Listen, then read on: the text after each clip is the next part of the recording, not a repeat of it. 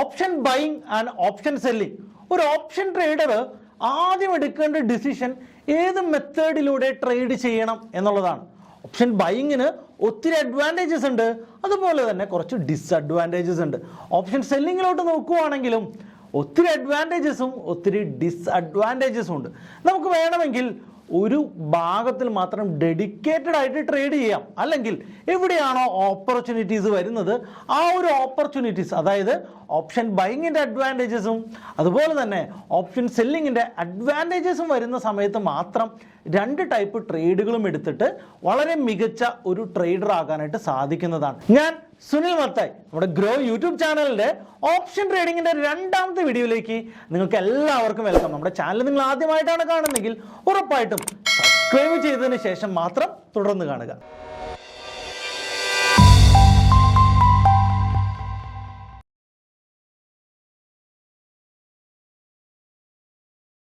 Option കോൺട്രാക്റ്റിലോട്ട് വരുമ്പോൾ നമുക്ക് call ഓപ്ഷൻസും അതുപോലെ തന്നെ പുട്ട് ഓപ്ഷൻസും ഉണ്ടെന്ന് നമ്മൾ ഓൾറെഡി പഠിച്ചു കഴിഞ്ഞു. ഈ പറയുന്ന ഓപ്ഷൻസിന് നമുക്ക് ബൈ ചെയ്യാനും സെല്ല് ചെയ്യാനും സാധിക്കുന്നതാണ്. അപ്പം നമുക്ക് ആദ്യമേ മനസ്സിലാക്കേണ്ടത് എന്താണ് ഓപ്ഷൻ ബൈ, എന്താണ് ഓപ്ഷൻ സെല്ല് എന്നുള്ളതാണ്. ഓപ്ഷൻ സെല്ലേഴ്സിനെ നമ്മൾ പൊതുവെ ഓപ്ഷൻ റൈറ്റേഴ്സ് എന്നാണ് പറയുക. അവർ ആക്ച്വലി ഓപ്ഷൻ സെല്ല് ചെയ്യുമ്പോൾ ആ ഒരു പ്രീമിയം കളക്ട് ചെയ്യുകയാണ് ചെയ്യുന്നത്. ഓപ്ഷൻ ബയർ പ്രീമിയം കൊടുക്കുകയാണ് ചെയ്യുന്നത്. ആര്? ഓപ്ഷൻ ബയർ ഓപ്ഷൻ സെല്ലർക്ക് ആ പ്രീമിയം കൊടുക്കുകയാണ്. നമ്മൾ ഒരു റിയൽ ലൈഫ് എക്സാമ്പിളുമായിട്ട് ഈ ഒരു ഓപ്ഷൻ ബയറിനെയും സെല്ലറിനെയും കണക്ട് ചെയ്യുകയാണെങ്കിൽ നമുക്ക് ഒരു കാറിൻ്റെ ഇൻഷുറൻസ് കമ്പനിയും ഒരു കാറിൻ്റെ ഓണറുമായിട്ട് അതിനെ നമുക്ക് എക്സാമ്പിൾ ചെയ്യാൻ സാധിക്കുന്നതാണ്. ഫോർ എക്സാമ്പിൾ, നമ്മളെല്ലാവരും ഒരു കാറിന് ഇൻഷുറൻസ് എടുക്കുന്നതാണല്ലേ.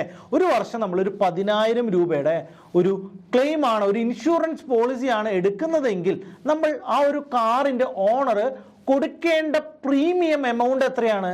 ഒരു വർഷം 10,000 രൂപയാണ്. നമുക്ക് മാക്സിമം നഷ്ടപ്പെടുന്ന എമൗണ്ട് നമ്മൾ കൊടുത്ത പ്രീമിയം മാത്രമാണ്. എന്നാൽ ആ ഒരു ഇൻഷുറൻസ് തരുന്ന കമ്പനി എന്താണ് ചെയ്യുന്നത്? ഒരു 10,000 രൂപയ്ക്ക് നമുക്ക് ഇൻഷുറൻസ് തന്നുകൊണ്ട് പറയുകയാണ്, ഓക്കെ, ഈ വർഷം കാറിന് എന്ത് പറ്റിയാലും ഞാൻ നോക്കിക്കോളാം എന്നല്ലേ. അപ്പോൾ അവിടെ അൺലിമിറ്റഡ് റിസ്ക്, ആ കാറിൻ്റെ ഫുൾ എമൗണ്ടിൻ്റെ ഒരു റിസ്ക് ആ കമ്പനി ഏറ്റെടുക്കുകയാണ്. അവിടെ പ്രീമിയം ബൈ ചെയ്യുന്ന ആൾ അല്ലെങ്കിൽ ഓപ്ഷൻ ബൈ ചെയ്യുന്ന ആൾ എന്താണ്? വെറും 10,000 രൂപയ്ക്ക് ആ കാറിനെ മൊത്തത്തിൽ എന്ത് ചെയ്യാണ്? ഇൻഷുറൻസ് ചെയ്യാണ്. എത്ര നാളത്തേക്ക്? ഒരു ലിമിറ്റഡ് ടൈം പീരീഡിലോട്ട്. ഈ ഒരു കമ്പനിയുടെ വ്യൂവിൽ നിന്നിട്ട് വേണം നമ്മളൊരു ഓപ്ഷൻ സെല്ലറെ നമ്മൾ നോക്കി കാണേണ്ടത്. അദ്ദേഹം പ്രീമിയം കളക്ട് ചെയ്യുകയാണ്, അൺലിമിറ്റഡ് റിസ്ക് എടുക്കുകയാണ്. മറിച്ച് ഓപ്ഷൻ ബയർ എന്താണ് ചെയ്യുന്നത്? ഒരു പ്രീമിയം കൊടുക്കുകയാണ്, ഒരു അൺലിമിറ്റഡ് പ്രോഫിറ്റിനുള്ള സാധ്യതയും അദ്ദേഹത്തിനുണ്ട്. നിങ്ങളിത് കണക്ട് ആയി എന്ന് ഞാൻ വിചാരിക്കുകയാണ്. അപ്പം ഇതാണ് ഒരു ഓപ്ഷൻ ബയർ ആൻഡ് ഒരു ഓപ്ഷൻ സെല്ലർ. ഒരു ഓപ്ഷൻ ബയറുടെ അഡ്വാൻറ്റേജസ് എന്തൊക്കെയാണ് എന്ന് നമുക്ക് നോക്കാം. ഒരു ഓപ്ഷൻ ബയർ നമ്മൾ ആദ്യം സംസാരിച്ചതുപോലെ തന്നെ ഒരു ലിമിറ്റഡ് പ്രീമിയം, ഒരു ലിമിറ്റഡ് ലോസ് മാത്രമാണ് എപ്പോഴും ഉണ്ടാകുള്ളൂ എന്നുള്ളതാണ് ആദ്യത്തെ കാര്യം. ഒരു എക്സാമ്പിൾ, ഒരു നിഫ്റ്റിയുടെ ഒരു കോൾ ഓപ്ഷന് 100 രൂപയാണെങ്കിൽ അതിൻ്റെ ലോട്ട് സൈസ് 50 ആണ്. അപ്പോൾ 100 × 50 അദ്ദേഹത്തിന് മാക്സിമം വരാൻ സാധ്യതയുള്ള ലോസ് എന്ന് പറയുന്നത് ഈ പറയുന്ന 5000, 100 × 50, 5,000 റുപ്പീസ് മാത്രമാണ്. ഈ ഒരു 5,000 റുപ്പീസ് വെച്ചിട്ട് അൺലിമിറ്റഡ് പ്രോഫിറ്റ്, മാർക്കറ്റ് വലിയൊരു മൂവ്മെന്റ് നടത്തുകയാണെങ്കിൽ ഈ 100 രൂപ ഒരു പക്ഷെ 1000 രൂപയാകാനുള്ള സാധ്യതയുണ്ട്. അതായത് ലിമിറ്റഡ് ലോസും അൺലിമിറ്റഡ് പ്രോഫിറ്റ്സും ആണ് ഒരു ഓപ്ഷൻ ബൈയുടെ ഏറ്റവും അഡ്വാൻറ്റേജ് ആയിട്ടുള്ള കാര്യം.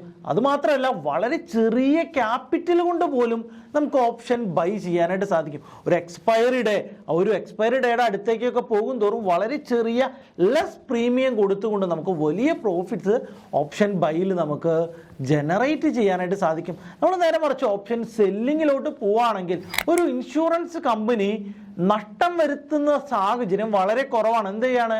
ഒരു റിസ്കിനെ ഡിസ്ട്രിബ്യൂട്ട് ചെയ്തുകൊണ്ട് മാക്സിമം ആളുകളിൽ നിന്ന് പ്രോഫിറ്റ്സ് ജനറേറ്റ് ചെയ്യുകയാണ്. 10 ആളുകൾ കാറിൻ്റെ ഇൻഷുറൻസ് എടുക്കുന്നുണ്ട് എങ്കിൽ 9 ആളുകളും ആക്സിഡൻസ് ഒന്നും ഉണ്ടാക്കാതെ ആ പ്രീമിയം എമൗണ്ട് സേവ് ചെയ്യുകയാണ് ചെയ്യുന്നത്. അപ്പോൾ ഇൻഷുറൻസ് കമ്പനിക്ക് ഓവറോൾ വിൻ ചെയ്യാനുള്ള സാധ്യത വളരെ കൂടുതലാണ്. ഇതുപോലെ തന്നെയാണ് ഒരു ഓപ്ഷൻ സെല്ലിങ്ങിൽ സംഭവിക്കുന്നത്. എന്താണ്, നമുക്ക് വിന്നിങ് ചാൻസ് വളരെ ഹൈ ആണ്, 90% അല്ലെങ്കിൽ 2 ഭാഗം നമ്മൾ വിൻ ചെയ്യാനുള്ള സാധ്യതയുണ്ട്. നിങ്ങളൊന്ന് ആലോചിച്ച് നോക്കൂ, നമ്മളൊരു കോൾ ഓപ്ഷൻ ബൈ ചെയ്തു. ഒരു കോൾ ഓപ്ഷൻ ബൈ ചെയ്തിട്ട് നമുക്ക് എങ്ങനെയാണ് പ്രോഫിറ്റ്സ് ഉണ്ടാക്കാൻ പറ്റുക? മാർക്കറ്റ് അപ്സൈഡിലോട്ട് മൂവ് ചെയ്താൽ മാത്രമേ നമുക്ക് പ്രോഫിറ്റ് ഉണ്ടാക്കാനായിട്ട് സാധിക്കുകയുള്ളൂ. എന്നാൽ ഒരു കോൾ ഓപ്ഷൻ സെല്ല് ചെയ്യുന്ന ഒരാളെ സംബന്ധിച്ചോളം എന്താണ് സംഭവിക്കുക? മാർക്കറ്റ് താഴത്തോട്ട് പോയി കഴിഞ്ഞാൽ ഉറപ്പായിട്ടും കോളിൻ്റെ പ്രീമിയം കുറഞ്ഞ് നമുക്ക് പ്രോഫിറ്റ് കിട്ടും. അതുപോലെ തന്നെ മാർക്കറ്റ് ഒരു സൈഡ് വൈസ് മൂവ്മെന്റ്, മാർക്കറ്റ് മുകളിലോട്ടും പോകുന്നില്ല താഴത്തോട്ടും പോകുന്നില്ല, ഒരു സൈഡ് വൈസ് മൂവ്മെന്റ് നടത്തുകയാണെങ്കിൽ ടൈം ഡീകേ എന്ന് പറയുന്ന, അതായത് ആ ഒരു ഓപ്ഷന്റെ പ്രീമിയം ഓട്ടോമാറ്റിക്കലി വില കുറഞ്ഞ് സമയം പോകുന്നതനുസരിച്ച് വാല്യൂ കുറഞ്ഞ്, നമ്മളതിനെ തീറ്റ ഡീകേ അല്ലെങ്കിൽ ടൈം ഡീകേ എന്നാണ് പറയുന്നത്, വാല്യൂ കുറഞ്ഞ് പ്രീമിയം മെൽറ്റ് ആകുകയും ആ ഒരു സെല്ല് ചെയ്ത എമൗണ്ട് ആ ഒരു സെല്ലറിന് പ്രോഫിറ്റ് ആവുകയും ചെയ്യും. അതായത് മാർക്കറ്റിന്റെ 3 കണ്ടീഷൻസിൽ 2 കണ്ടീഷൻസിൽ ഈ പറയുന്ന സെല്ലറിന് പ്രോഫിറ്റബിൾ ആകാനായിട്ട് സാധിക്കും. 66.6% കേസുകളിലും ഒരു ഓപ്ഷൻ സെല്ലർ പ്രോഫിറ്റബിൾ ആകും എന്നുള്ളതാണ്. അതുമാത്രമല്ല, കൂടുതൽ പ്രോഫിറ്റ്സ് ട്രേഡുകൾ ചെയ്യുന്നത് കൊണ്ട് തന്നെ ഒരു കൺസിസ്റ്റന്റ് ഇൻകം ജനറേറ്റ് ചെയ്യാനായിട്ട് ഒരു ഓപ്ഷൻ സെല്ലർക്ക് എപ്പോഴും സാധിക്കും എന്നുള്ളതാണ്. അതുമാത്രമല്ല, ഓപ്ഷൻ സെല്ലിങ്ങിന് നമുക്ക് സ്ട്രാറ്റജീസും കൃത്യമായിട്ടുള്ള ഹെഡ്ജുകളും ഒക്കെ കൊടുക്കുകയാണെങ്കിൽ ഒരു ലിമിറ്റഡ് ലോസിൽ തന്നെ ട്രേഡ് ചെയ്യാനായിട്ട് പറ്റും. അതുപോലെ തന്നെ നമ്മുടെ ട്രേഡിനെ അഡ്ജസ്റ്റ്മെന്റ് കൗണ്ടർ ട്രേഡുകളോ എക്സ്ട്രാ സെല്ലുകളോ ഒക്കെ ചെയ്തുകൊണ്ട് നമുക്ക് മാനേജ് ചെയ്യാനായിട്ട് സാധിക്കും എന്നുള്ളത് ഓപ്ഷൻ സെല്ലിങ്ങിൻ്റെ വലിയ ഒരു അഡ്വാൻറ്റേജ് ആണ്. ഒരു ഡയറക്ഷണൽ മാർക്കറ്റിലും ഒരു നോൺ ഡയറക്ഷണൽ മാർക്കറ്റിലും നമുക്ക് പ്രോഫിറ്റ്സ് ജനറേറ്റ് ചെയ്യാൻ പറ്റും എന്നുള്ളതാണ് ഓപ്ഷൻ സെല്ലിങ്ങിനെ എപ്പോഴും വളരെ അട്രാക്റ്റീവ് ആക്കി വെക്കുന്നത്. നമ്മൾ ഓപ്ഷൻ ബൈയിങ്ങിൻ്റെ ഡിസ്അഡ്വാൻറ്റേജസിനെ കുറിച്ച് പറയുകയാണെങ്കിൽ നമുക്ക് എല്ലാവർക്കും ഞാൻ ഓൾറെഡി പറഞ്ഞു കഴിഞ്ഞ option premium decay, premium melt ആകുന്ന ഒരു സാഹചര്യം ഓപ്ഷൻ ബയ്യറിന് വലിയൊരു ഡിസ്അഡ്വാൻറ്റേജ് ആണ് കൊടുക്കുന്നത്. അതുമാത്രമല്ല, ഓപ്ഷൻ ബയ്യറിൻ്റെ ഏറ്റവും വലിയൊരു പ്രോബ്ലം എന്ന് പറയുന്നത് ഒരു വലിയ ട്രെൻഡി മൂവ്മെന്റ് വേണം നമുക്ക് വലിയ പ്രോഫിറ്റ്സ് ജനറേറ്റ് ചെയ്യാനുള്ള. ഒരു സൈഡ് വൈസ് ആണെങ്കിൽ നമുക്ക് ഒരിക്കലും പ്രോഫിറ്റ്സ് ജനറേറ്റ് ചെയ്യാനായിട്ട് പറ്റത്തില്ല. മറ്റൊരു ഇമ്പോർട്ടൻറ്റ് കാര്യം, നമ്മൾ 5000 രൂപ 100 രൂപ പ്രീമിയം ഉള്ള ഒരു കോൾ ഓപ്ഷൻ ബൈ ചെയ്തു, നമ്മൾ വിചാരിക്കുന്ന ഡയറക്ഷനിൽ മാർക്കറ്റ് മൂവ് ആവാതെയാണ് എക്സ്പയർ ആകുന്നതെങ്കിൽ നമ്മൾ യൂസ് ചെയ്യുന്ന ആ ഒരു 5000 റുപ്പീസും 0 ആയിട്ട് മാറാനുള്ള ഒരു സാധ്യത കൂടി ഓപ്ഷൻ ബൈയിങ്ങിൽ ഉണ്ട്. അപ്പോൾ ഓപ്ഷൻ ബൈയിങ്ങിലെ ഏറ്റവും വലിയ ഡിസ്അഡ്വാൻറ്റേജ് ഞാൻ ഓൾറെഡി പറഞ്ഞു കഴിഞ്ഞാൽ ടൈം ഡീകേ തന്നെയാണ്. ടൈം ഡീകേ നമുക്ക് എതിരായിട്ടാണ് ആക്ട് ചെയ്യുന്നത്. ഓപ്ഷൻ സെല്ലിങ്ങിൽ അത് നമുക്ക് അനുകൂലമാണെങ്കിൽ ഓപ്ഷൻ ബൈയിങ്ങിൽ അത് നമുക്ക് പ്രതികൂലമായിട്ടാണ് എഫക്റ്റ് ചെയ്യുന്നത്. ഓപ്ഷൻ സെല്ലിങ്ങിൻ്റെ ഡിസ്അഡ്വാൻറ്റേജസ് എന്തൊക്കെയാണെന്ന് നമുക്ക് നോക്കാം. ഓപ്ഷൻ സെല്ലിങ്ങിൻ്റെ ഏറ്റവും വലിയ ഡിസ്അഡ്വാൻറ്റേജ് അൺലിമിറ്റഡ് ലോസ് എന്നുള്ളതാണ്. ഈ പറയുന്ന ഹെഡ്ജൊക്കെ ചെയ്തുകൊണ്ട് നിങ്ങൾക്ക് ലോസിനെ ലിമിറ്റ് ചെയ്യാൻ പറ്റുമെങ്കിലും ഒരു നേക്കഡ് ഓപ്ഷൻ സെല്ലിങ്ങിൽ എപ്പോഴും റിസ്ക് എന്താണ്? അൺലിമിറ്റഡ് ആണ് എന്ന് നമ്മൾ മനസ്സിലാക്കണം എന്നുള്ളതാണ്. അതുമാത്രമല്ല, നമ്മൾ കളക്ട് ചെയ്യുന്ന പ്രീമിയം, നമ്മൾ കാറിന് അടയ്ക്കുന്ന ഇൻഷുറൻസ് മാത്രമാണ് ഒരു ക്ലയന്റിൽ നിന്ന് ആ കമ്പനിക്ക് കിട്ടാൻ സാധ്യതയുള്ള മാക്സിമം പ്രോഫിറ്റ്. നമ്മൾ 100 രൂപയ്ക്ക് ഒരു കോൾ ഓപ്ഷൻ സെല്ല് ചെയ്യുകയാണെങ്കിൽ നമുക്ക് ലഭിക്കാൻ സാധ്യതയുള്ള മാക്സിമം പ്രോഫിറ്റ് ഈ പറയുന്ന 5000 റുപ്പീസ് മാത്രമാണ്. ഒരു അൺലിമിറ്റഡ് റിസ്ക് ഫാക്ടർ ഓപ്ഷൻ സെല്ലിങ്ങിൽ ഉള്ളത് കൊണ്ട് തന്നെ എപ്പോഴും ഓപ്ഷൻ സെല്ല് ചെയ്യാനായിട്ട് നമുക്ക് ഹ്യൂജ് ക്യാപിറ്റൽ വേണമെന്നുള്ളതാണ്. നമുക്കൊരു ഫ്യൂച്ചർ കോൺട്രാക്റ്റ് ബൈ ചെയ്യുന്ന ഈക്വൽ മാർജിൻ ഉണ്ടെങ്കിൽ മാത്രമേ നമുക്ക് എന്ത് ചെയ്യാനായിട്ട് സാധിക്കുന്നുള്ളൂ? ഒരു ഓപ്ഷൻ സെല്ല് ചെയ്യാനായിട്ട് നമ്മുടെ NSE നമ്മളെ അനുവദിക്കും. അല്ലെങ്കിൽ നമ്മുടെ സെബിയുടെ റൂൾസ് എല്ലാം അങ്ങനെ തന്നെയാണ്. കാരണം നമ്മൾ അൺലിമിറ്റഡ് റിസ്ക് എടുക്കുമ്പോൾ നമുക്ക് ഹ്യൂജ് ഡെപ്പോസിറ്റ് ഉണ്ടെങ്കിൽ മാത്രം, അല്ലെങ്കിൽ ഒരു മാർജിൻ ഉണ്ടെങ്കിൽ മാത്രമേ നമുക്ക് ഓപ്ഷൻ സെല്ല് ചെയ്യാനായിട്ട് പറ്റൂ. നമ്മൾ ഇൻഡെക്സിൻ്റെ ഓപ്ഷൻസ് സെല്ല് ചെയ്യുമ്പോൾ ഏകദേശം 1 lakh rupees ആണ് നമുക്ക് മാർജിനായിട്ട് വേണ്ടി വരിക. ഓപ്ഷൻ ബൈങ്ങിനെ കുറിച്ചിട്ടും ഓപ്ഷൻ സെല്ലിങ്ങിനെ കുറിച്ചിട്ടും നമ്മൾ സംസാരിക്കുമ്പോൾ നമ്മൾ പറയേണ്ട ഏറ്റവും ഇമ്പോർട്ടൻ്റ് ആയിട്ടുള്ള ഒരു ടോപ്പിക്കാണ് IV എന്ന് പറയുന്ന ഇംപ്ലൈഡ് വോളറ്റാലിറ്റി. അതായത് ഓപ്ഷൻ പ്രീമിയം എത്രയാണ് എന്ന് നിർണ്ണയിക്കുന്നത് ഈ പറയുന്ന IV ആണ്, ഇംപ്ലൈഡ് വോളറ്റാലിറ്റി ആണ്. IV കൂടുന്നതും കുറയുന്നതും ഇന്ത്യ വിക്സ് എന്ന് പറയുന്ന ഇൻഡെക്സിനെ ബേസ് ചെയ്തിട്ടാണ്. ഇന്ത്യ വിക്സ് എന്ന് പറയുന്ന ഒരു ഇൻഡെക്സ് ഉണ്ട്. നമ്മുടെ ഫിയർ ഫാക്ടറിനെയൊക്കെ നമുക്ക് ഇൻഡെക്സ് വഴി അല്ലെങ്കിൽ ഒരു ഫിയർ ഫാക്ടറിനെ നമ്മൾ അളക്കാൻ വേണ്ടി ഉപയോഗിക്കുന്ന ഒരു ഇൻഡെക്സ് ആണ് ഇന്ത്യ വിക്സ് വോളറ്റാലിറ്റി ഇൻഡെക്സ് എന്നാണ് നമ്മൾ പറയുക. അതായത് മാർക്കറ്റ് എത്രമാത്രം മൂവ് ചെയ്യാൻ സാധ്യതയുണ്ട് അല്ലെങ്കിൽ കറണ്ട് സിറ്റുവേഷനിൽ നിന്ന് മുകളിലോട്ടും താഴത്തോട്ടും എത്ര മൂവ് ചെയ്യാൻ സാധ്യതയുണ്ട് എന്ന് ഡിഫൈൻ ചെയ്യുന്ന ഒരു ഇൻഡെക്സ് ആണ് ഇന്ത്യ വിക്സ്. ഈ പറയുന്നത് 0 to 100 മൂവ് ചെയ്യുന്ന ഒരു ഇൻഡെക്സ് ആണ്. ആവറേജ് എപ്പോഴും ഇപ്പോഴത്തെ കറണ്ട് സിറ്റുവേഷനിൽ നമ്മൾ നോക്കുകയാണെങ്കിൽ 12 വിക്സ് എന്ന് നമുക്ക് കാണാനായിട്ട് പറ്റും. ഇത് കൊറോണ ക്രാഷിലൊക്കെ ഒരു ഹൈ പാനിക് സിറ്റുവേഷൻ വരുന്ന സമയത്ത് 80 പോകുന്നുണ്ടായിരുന്നു. ഒരു നോർമൽ കണ്ടീഷനിൽ ഇതെപ്പോഴും ഒരു 12 മുതൽ 20 വരെയുള്ള ഒരു റേഞ്ചിലാണ് നിൽക്കുക. 20 മുകളിലാണെങ്കിൽ ഒരു ചെറിയ പാനിക് സിറ്റുവേഷൻ ഉണ്ട് എന്ന് നമ്മൾ റീഡ് ചെയ്യേണ്ടി വരുന്നു. ഇപ്പം നമുക്കറിയാം ഉക്രൈൻ റഷ്യ വാറൊക്കെ വരുന്ന സമയത്ത് ഇത് 35 വരെയൊക്കെ പോകുന്നുണ്ടായിരുന്നു. അപ്പോൾ ഇത് മാർക്കറ്റ് റാൻഡം ആയിട്ടുള്ള ഷാർപ്പ് മൂവ്മെന്റുകൾ നടക്കുന്ന സമയത്ത് വിക്സ് എപ്പോഴും ഇൻക്രീസ് ചെയ്യാറുണ്ട്. എന്താണ് നിങ്ങൾ സംഭവിക്കുക എന്ന് നിങ്ങൾ ആലോചിച്ച് നോക്കൂ.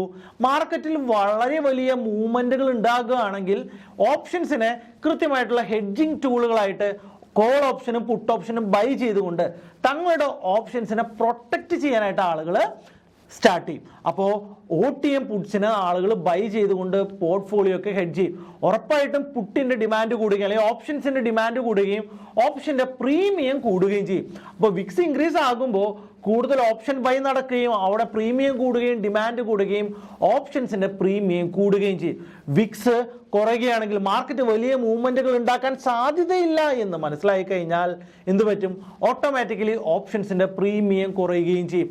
എപ്പോഴും ഒരു ഓപ്ഷൻ ബയ്യറിന് വിക്സ് കുറഞ്ഞിരിക്കുമ്പോൾ പ്രീമിയം കുറഞ്ഞിരിക്കുമ്പോൾ ബൈ ചെയ്യുകയും അതിനുശേഷം മാർക്കറ്റ് മൂവ് ചെയ്യുമ്പോഴാണ് വലിയ പ്രോഫിറ്റ്സ് ഉണ്ടാകുന്നത്. ഒരു എക്സാമ്പിൾ ഞാൻ പറഞ്ഞു കഴിഞ്ഞാൽ ഉക്രൈൻ റഷ്യ വാറിന്റെ സമയത്ത് 35 വിക്സ് ഇരിക്കുന്ന സമയത്താണ് ഒരാൾ ഒരു ഓപ്ഷൻ ബൈ ചെയ്യുന്നതെങ്കിൽ വാറ് തണുത്ത് കഴിഞ്ഞ് വിക്സ് കൂൾ ഓഫ് ആകുന്ന സമയത്ത് ഓട്ടോമാറ്റിക്കലി ഓപ്ഷൻ്റെ പ്രീമിയം കുറയും. മാർക്കറ്റ് മൂവ് നമുക്ക് അനുകൂലമായിട്ടുള്ള ഡയറക്ഷനിൽ മൂവ് ചെയ്താലും ഓപ്ഷൻ്റെ പ്രീമിയത്തിൽ കുറവ് സംഭവിക്കാനുള്ള ഒരു സാധ്യതയുണ്ട്. അപ്പോൾ വിക്സ് എവിടെ ആയിരിക്കണം എന്ന് വളരെ ഇമ്പോർട്ടൻ്റ് ആണ് വിക്സ് നോക്കേണ്ടത്. അതുപോലെ തന്നെ ഒരു ഓപ്ഷൻ സെല്ലറെ സംബന്ധിച്ചുള്ള നോക്കുമ്പോൾ എന്താണ്, വിക്സ് ഹൈ ആയിട്ടിരിക്കുമ്പോൾ കൃത്യമായിട്ട് സെല്ല് ചെയ്യുകയും നമ്മൾ വിചാരിച്ച ഡയറക്ഷനിൽ മാർക്കറ്റ് മൂവ് ചെയ്യുകയും ചെയ്താൽ വളരെ വലിയൊരു പ്രോഫിറ്റ് ഒരു ഓപ്ഷൻ സെല്ലർക്ക് ജനറേറ്റ് ചെയ്യാനായിട്ട് സാധിക്കും. അപ്പോൾ വിക്സ് ഇമ്പോർട്ടൻ്റ് ആയിട്ട് എല്ലാ ഓപ്ഷൻ ബയ്യേഴ്സും ഓപ്ഷൻ സെല്ലേഴ്സും വാച്ച് ചെയ്യേണ്ട ഒരു ഇൻഡെക്സ് തന്നെയാണ്. ഈ ഒരു വീഡിയോ നിങ്ങൾക്ക് വളരെ കൃത്യമായിട്ട് മനസ്സിലായി എന്നാണ് ഞാൻ വിശ്വസിക്കുന്നത്. അപ്പോൾ കോൾ ഓപ്ഷൻ ബൈ ചെയ്യണോ അല്ലെങ്കിൽ ഒരു ഓപ്ഷൻ ബൈ ചെയ്യണോ ഒരു ഓപ്ഷൻ സെല്ല് ചെയ്യണോ എന്ന് എന്നോട് പേഴ്സണലി ചോദിച്ചു കഴിഞ്ഞാൽ ഞാൻ പറയും നമുക്ക് നല്ല ഓപ്പർച്യൂണിറ്റി ബൈങ്ങിലാണെങ്കിൽ നമുക്ക് ബൈ ചെയ്ത ഓപ്പർച്യൂണിറ്റീസ് എടുക്കാം, സെല്ലിങ്ങിലാണെങ്കിൽ സെല്ല് ചെയ്തും വളരെ മികച്ച പ്രോഫിറ്റ്സ് എടുക്കാനായിട്ട് സാധിക്കും. നമ്മൾ സെല്ല് മാത്രമേ ചെയ്യുള്ളൂ എന്നുള്ള ഡിസിഷൻ എടുക്കാതെ ബൈ മാത്രം ചെയ്യുള്ളൂ എന്നൊരു ഡിസിഷൻ എടുക്കാതെ ഓപ്പർച്യൂണിറ്റീസ് വളരെ കൃത്യമായിട്ട് നമ്മൾ പിക്ക് ചെയ്യാനായിട്ട് പഠിക്കണം. അപ്പോൾ ഓപ്ഷൻ ബൈയിങ്ങും ഓപ്ഷൻ സെല്ലിങ്ങും വളരെ മികച്ച വെർച്വൽ ട്രേഡുകൾ ചെയ്തിട്ട് നിങ്ങൾക്ക് സാധിക്കുന്ന മെത്തേഡുകൾ എന്തൊക്കെയാണെന്ന് ഐഡൻറ്റിഫൈ ചെയ്തിട്ട് വേണം നിങ്ങൾ ആക്ച്വൽ ട്രേഡിങ്ങിലോട്ട് കടക്കുന്നതിന് വേണ്ടിയിട്ട്. അടുത്തൊരു വീഡിയോയിൽ ഞാൻ ഓപ്ഷൻസിൻ്റെ ഇൻഡെപ്ത് നോളജ് എന്താണ്, പാരാമീറ്റേഴ്സ്, എങ്ങനെയാണ് ഓപ്ഷൻ പ്രീമിയം മൂവ് ചെയ്യുന്നത്, ഓപ്ഷൻസിൽ ട്രേഡ് ചെയ്യാൻ സാധ്യതയുള്ള മികച്ച സ്ട്രാറ്റജീസ് എന്തൊക്കെയാണ് എന്നുള്ള വീഡിയോസായിട്ട് ഞാൻ വീണ്ടും വരുന്നതാണ്. അതുവരേക്കും സൈനിങ് ഓഫ്, ഗുഡ് ബൈ.